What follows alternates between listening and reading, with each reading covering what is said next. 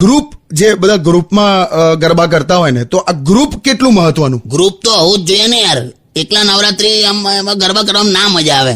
એક એવું ગ્રુપ હોય જે વર્ષે એક જ વાર નવરાત્રીમાં જ મળે. હા, એક એવું ગ્રુપ હોય કે જેમાં 5 છોકરી હોય ને 2 છોકરા હોય, એટલે એક કોસ્ટલી ગ્રુપ કહેવાય. ખર્ચો બહુ હોય એ ગ્રુપમાં.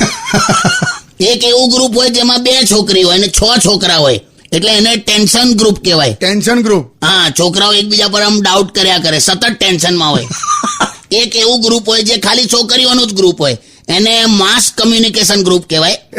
એટલે એવું કે એ ગ્રુપની તું એક જ છોકરી સાથે કશું આમ વાત કરે ને, આખા ગ્રુપને તમારી વાત ખબર હોય. માસ કમ્યુનિકેશન. અને એક હોય આપણા લઠ્ઠાઓનું ગ્રુપ, ખાલી છોકરાઓ. એમાં તો એકથી એક બધા નંગ હોય. કેવું ગ્રુપમાં કોઈ એક જણે નવરાત્રીનો ઉપવાસ કર્યો હોય ને, તો ભાઈબંધો 2 જ વસ્તુ સમજાવે કે ઈંડું નોનવેજમાં ના આવે અને બિયર દારૂમાં ના આવે.